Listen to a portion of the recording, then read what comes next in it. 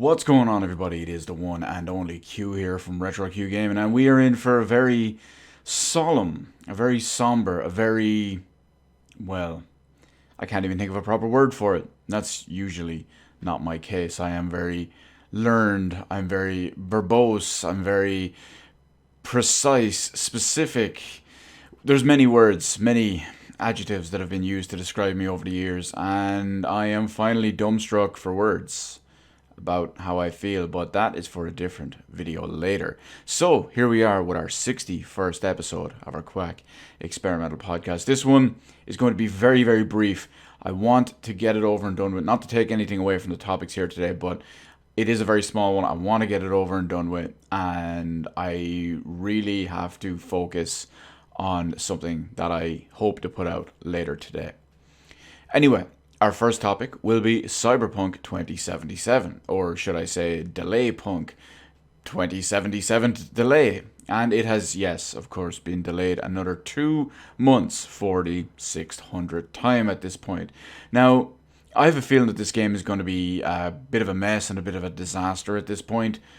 Basically because, well, it's realistically probably being delayed at this point just because it runs like a piece of shit on the old consoles, and I hate those consoles so much, but, well, unfortunately it is what it is. Now, they have, CD Projekt Red, that is, have come out with a little bit more info about the new release date and the extra benefits and all that, benefits, I guess you'd say, when it actually does launch. So they've said that the current gen versions, which basically means the Xbox One and PS4 versions, will run better on next gen by default. So even if it doesn't have the proper automatic, well, I shouldn't say automatic, but the proper true next gen version of the game and available with smart delivery and all that, it will have a minor patch. And yeah, but I'm very, very scatterbrained at the moment. I'm very frustrated in a way. So it makes me wonder just how awful it's going to be on anything other than PC.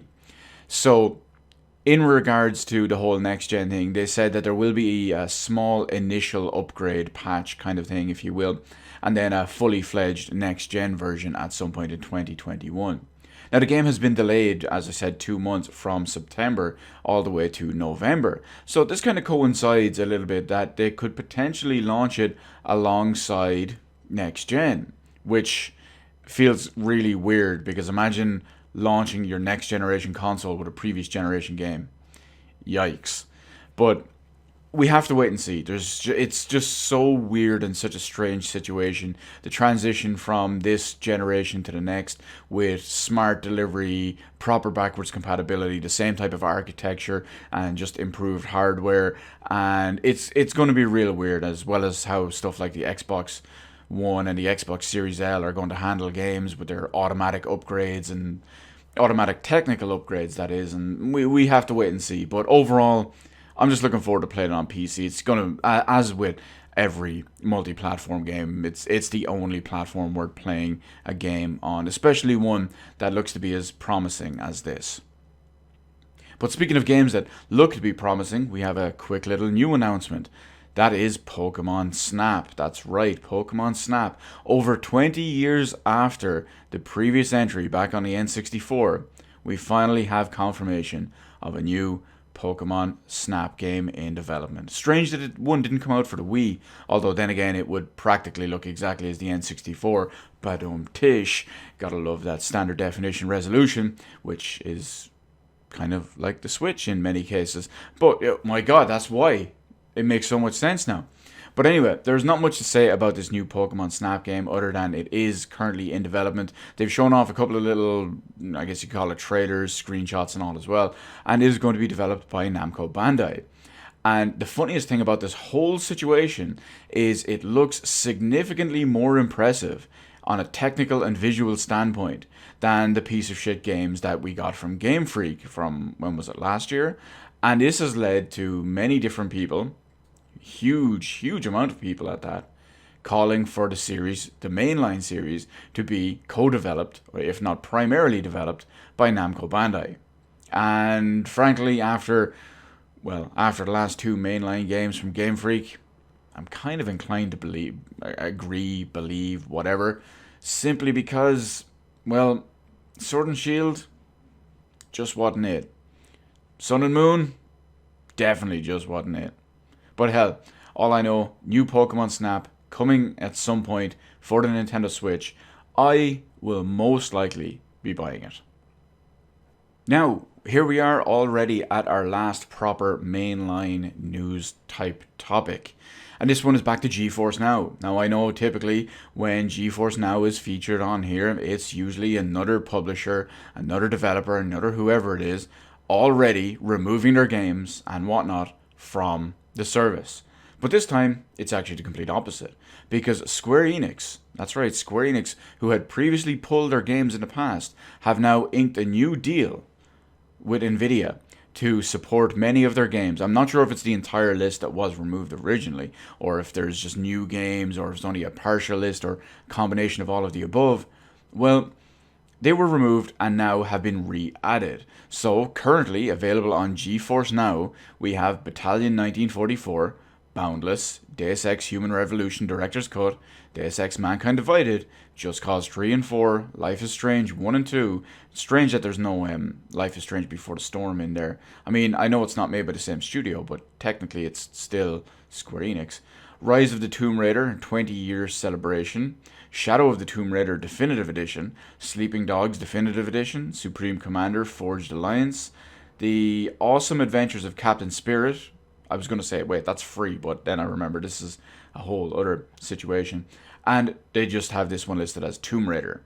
Not sure if that's original Tomb Raider, but it just says Tomb Raider. It could be the 2013 version, but when you look at all the other ones, the fact that they have stuff like the Shadow of the Tomb Raider Definitive Edition, you would think they would say Tomb Raider Definitive Edition or Tomb Raider 2013 or something along those lines, but you get the idea. So that's the list of games back on GeForce Now from Square Enix. We might see more in the future. They might add stuff like Final Fantasy 15. God knows why anyone would want to play that. They might add Final Fantasy 7 Remake when that eventually comes to PC in April of next year. And there's tons of other games that we could see on there. But for some reason, they're not including them. Now, overall, this is a good idea and a good outcome in general. It's a step in the right direction. Of course, that direction is still cloud streaming crappy service that I do not agree with, but I've always said that GeForce Now in its proper state, the one that the philosophical reason behind it and the theory behind it is what game streaming should be. But unfortunately, they're still working out some of the kinks, and, well, you've all these licensing agreements, certain games not being supported, companies pulling their games and whatnot, while new contracts and all are redone. But it's a step in the right direction, so I guess eventually GeForce Now will be the best of the worst. God knows Google Stadia won't. Hopefully that won't even be around by then. But, well, time will tell. I can't say I support GeForce Now, but I like the idea of what they're doing, because it's giving you access to your own existing library, not just buying some shitty cloud Stadia version of the game and all that crap. But anyway, we can just roll it up and real quick with our usual little reason why everyone is here. Q, what's going on? What's up? What's going down? What's the 411? What am I playing? Well, I have mostly been playing Xenoblade Chronicles Definitive Edition this week. As you'd expect, it is a very, very long game, and I have been playing it for a few weeks now. Naturally, as you play it after work and other stuff comes up, you don't get to put in a huge amount of time all at once for it. But I'm plodding along anyway, and I haven't played it for a few days. More on that now in a moment. But I will be going back to that maybe later today, or probably starting tomorrow. I'm off for another week. Thank God I need this time off, because I'm just completely drained from the idea of going back to work. Well, I shouldn't say the idea, but I'm just completely drained from going back to work. But that brings us to our next one. Quantic Dream on Steam.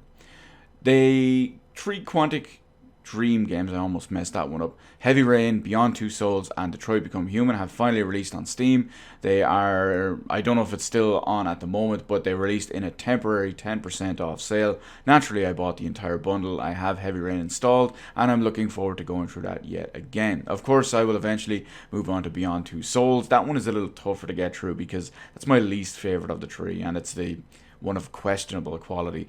And then potentially move right on to Detroit Become Human. I say potentially simply because I played the demo back on the Epic Game Store. I wanted to see how it ran and all that, and I can't maintain 60 FPS maxed out. It's not too bad. I mean, there are when there are drops, there's not a massive amount of drops, but when there is, they're not even huge drops. But dropping under 60 is a problem. So I think I might just keep Detroit Become Human set aside as maybe a nice benchmark game test for when I get my, I don't know, AMD Ryzen 3900X or my 4900X, and I pair it with my RTX 3080 Ti or my RTX 3090 Ti or whatever crazy name they come up with. But I feel like that might be something worth waiting for.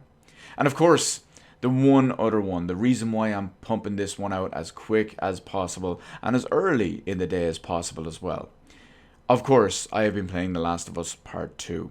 Now, I'm not going to talk about The Last of Us Part 2 in this. There's a separate video on that one coming later. I will say this though, I have completed The Last of Us Part 2, but more on that in a separate video. Be sure to check that one out later today because, well, I'm sure everyone is going to want to hear what yours...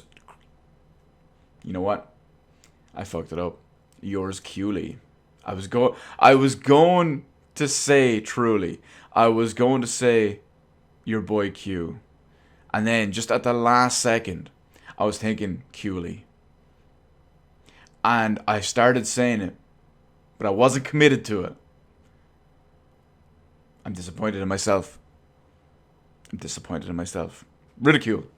I deserve it on that part. But anyway, that is it for our super miniature pocket-sized edition of our 61st episode of our Quack Experimental Podcast. As always, thank you so much for hanging out with me during all of this. Feel free to question, comment, whatever it is in the comment section below. That's why it's here, of course.